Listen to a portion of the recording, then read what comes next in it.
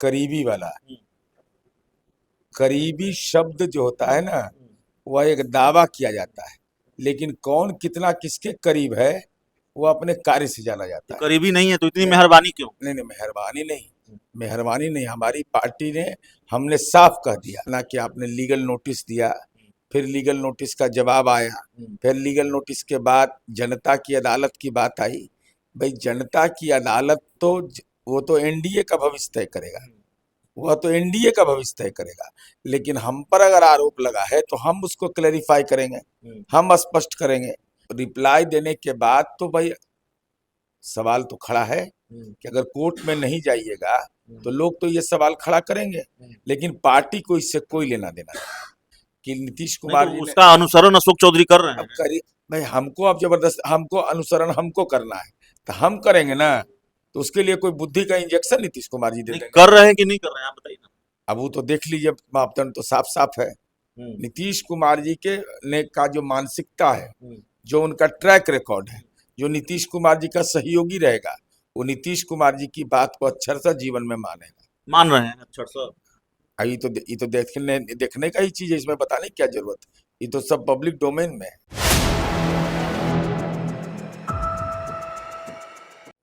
नमस्कार, आप देख रहे हैं 4 PM और मैं हूं अभिषेक मिश्रा। देखिए, बिहार सरकार के मंत्री अशोक चौधरी बैकफुट पर हैं। अशोक चौधरी नीतीश कुमार के करीबी मंत्री, जेडीयू के बड़े नेता, और उनको लेकर प्रशांत किशोर ने उनको अल्टीमेटम दिया है, बल्कि 7 दिनों का। और उन्होंने ये प्रशांत किशोर ने ये कहा है कि 7 दिनों के अंदर आपने जो कानूनी नोटिस दिया है, लीगल नोटिस दिया है, उसको लिखित रूप में वापस लीजिए, आधिकारिक तौर पर वापस लीजिए, नहीं तो 500 करोड़ के दस्तावेज और हमारे पास आ चुके हैं। और दूसरी तरफ अशोक चौधरी ने पहले अदालत जाने की बात कही। उन्होंने कहा कि एफिडेविट देना पड़ता है अदालत में, तो अदालत में जाएंगे। और फिर अशोक चौधरी ने जनता की अदालत जाने की बात कही है। हमारे साथ जेडीयू के मुख्य प्रवक्ता नीरज कुमार हैं। सर, आपकी पार्टी के मंत्री हैं, आपकी पार्टी के कोटे से मंत्री हैं अशोक चौधरी। बहुत साफ है, बिना किसी गुरेज के ये बात मैं कह रहा हूं और कैमरे के सामने कह रहा हूं, बैकफुट पर नजर आ रहे हैं। जो आरोप उन पर लगे हैं उसको लेकर पहले उन्होंने अदालत जाने की बात कही, अब वो कह रहे हैं कि नहीं नहीं, कोर्ट तो बंद है, अब हम जनता की अदालत में जाएंगे। सबसे पहला सवाल तो मेरा आपसे यही है, विधानसभा चुनाव लड़ेंगे क्या अशोक चौधरी? चुनाव तो जनता की अदालत में तो वो जाता है जो चुनाव लड़ता है, मेरे हिसाब से। पहला तो संशोधन कर लीजिए कि करीबी वाला।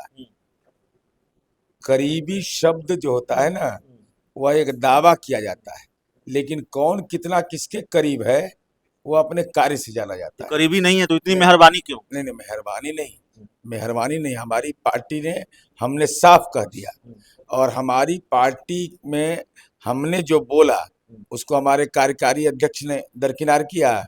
नहीं, पूरी बात। सारे लोग आपकी पार्टी के साथ, आपके साथ खड़े हैं। हमारी बात महेश्वर हजारी से भी हुई, संजय झा, उनसे भी बार बार एक इंटरव्यू में पूछा गया कि क्या आप अशोक चौधरी के बयान से संतुष्ट हैं, उन्होंने जो सफाई दी है उससे संतुष्ट हैं, मुतमईन हैं? उन्होंने ये नहीं कहा कि वो मुतमईन है। तो इसका मतलब कि नीरज कुमार का बयान सही है। बिल्कुल सही है। अब आगे बढ़िए। अब आप पर आरोप लगा है, आपने जो भी प्रक्रिया अपनाई हो, अपना कि आपने लीगल नोटिस दिया, फिर लीगल नोटिस का जवाब आया, फिर लीगल नोटिस के बाद जनता की अदालत की बात आई।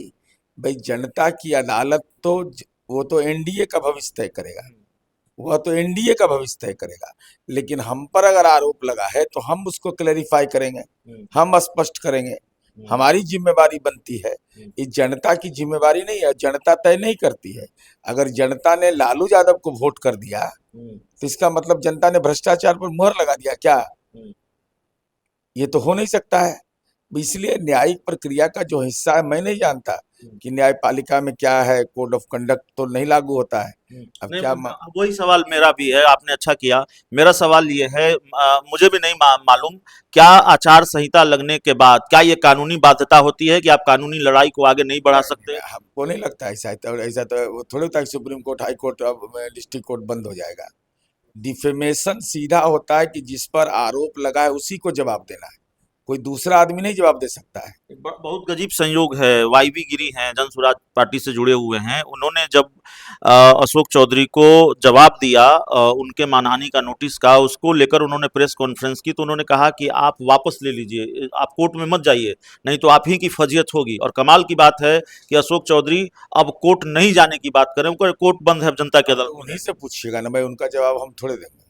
नहीं। लेकिन सवाल ये है कि पार्टी से ये सवाल बार बार पूछा जा रहा है, और ये सवाल पूछा जा रहा है नीतीश कुमार को लेकर, कहा जा रहा है नीतीश कुमार को लेकर प्रशांत किशोर ने कहा कि भाई आपको कभी बिहार के लोग माफ नहीं करेंगे, आपको कभी माफ नहीं किया जाएगा, अगर आपने इस्तीफा नहीं लिया हम राज्यपाल के पास जाएंगे। नहीं, उन्होंने यह भी कहा है कि नीतीश कुमार जी की ईमानदारी पर कोई शक नहीं कर सकता है।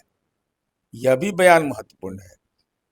प्रशांत किशोर हमारे राजनीतिक विरोधी हैं, लेकिन नीतीश कुमार के व्यक्तिगत जीवन पर भ्रष्टाचार के भी कोई भी दाग नहीं लगे हैं, और उन्होंने सार्वजनिक रूप से इसको बोला भी है। अब किस दृष्टिकोण से बोला, वो अलग मसला है। कौन किसको माफ करेगा नहीं करेगा ये तो जनता तय करेगी, लेकिन मूल प्रश्न है कि आपने जो आरोप लगाया, जिन पर भी आरोप लगाया, आपके दोनों के बीच का मसला है। अगर वो कह रहे हैं कि हम जनता की अदालत में जाएंगे, तो आपको कोर्ट जाने से कौन रोक रहा है? प्रशांत किशोर जी को तो कोई रोक नहीं रहा है। इसलिए उनका दायित्व है कि वो अपने कार्यनीति को तय करें। एक सवाल है, अभी अब तक अशोक चौधरी उन्होंने वो कह रहे हैं कि मेरे खिलाफ जो आरोप लगे हैं वो निराधार हैं, असत्य हैं, प्रशांत किशोर राजनीतिक रूप से प्रासंगिक बने रहने के लिए इस तरह के आरोप लगा रहे हैं। जो भी बात अशोक चौधरी ने कही है, आपने कहा था कि बिंदुवार जवाब दीजिए, आपको लगता है बिंदुवार जवाब दे दिया अशोक चौधरी ने? देखिए, अब उन्होंने जो बयान दिया है उसके बाद उन्होंने लीगल नोटिस भी दिया है। लीगल नोटिस का रिप्लाई भी हम पढ़े। ऐसा नहीं कि हम प्रशांत किशोर का रिप्लाई नहीं पढ़े हैं, जो उनके वकील ने दिया है, 15 या 16 पेज का है वो। तो रिप्लाई देने के बाद तो भाई सवाल तो खड़ा है कि अगर कोर्ट में नहीं जाइएगा तो लोग तो ये सवाल खड़ा करेंगे, लेकिन पार्टी को इससे कोई लेना देना नहीं। पार्टी बिल्कुल दृढ़ मत पर है कि माननीय नीतीश कुमार जी की जो कार्यशैली है, वह कार्यशैली जीरो टॉलरेंस की है, और हम अपने इरादे पर कायम है। नहीं, पार्टी पल्ला कैसे झाड़ सकती है? पार्टी पल्ला झाड़ रहे हैं? जेडीयू के जो सबसे बड़े नेता हैं, जेडीयू के जो चेहरे हैं, राष्ट्रीय अध्यक्ष हैं, मुख्यमंत्री हैं बिहार के, उनकी छवि आपने खुद ही कहा और राजनीतिक विरोधी भी स्वीकार करते हैं, और एक ट्रैक रिकॉर्ड है कि नीतीश कुमार जी का पुराना एक वीडियो सुन लीजिए कि लोकतंत्र लोकलाज से चलता है। लोकलाज की परिभाषा आप तय करिएगा, वो नहीं तय करेंगे। यह स्मरण उन्होंने दिलाया है। अब चारा घोटाला का मामला आया था, वो चल रहा है अभी, मैं सोशल मीडिया में बहुत तेजी से वो वीडियो चल रहा है कि नीतीश कुमार जी उसका अनुसरण अशोक चौधरी कर रहे हैं। अब करिए भाई, हमको अब जबरदस्त हमको अनुसरण हमको करना है तो हम करेंगे ना, तो उसके लिए कोई बुद्धि का इंजेक्शन नीतीश कुमार जी दे देंगे? कर रहे हैं कि नहीं कर रहे हैं, आप बताइए ना। अब वो तो देख लीजिए, मापदंड तो साफ साफ है। नीतीश कुमार जी के ने का जो मानसिकता है, जो उनका ट्रैक रिकॉर्ड है, जो नीतीश कुमार जी का सहयोगी रहेगा, वो नीतीश कुमार जी की बात को अक्षरशः जीवन में मानेगा। मान रहे हैं अक्षरशः?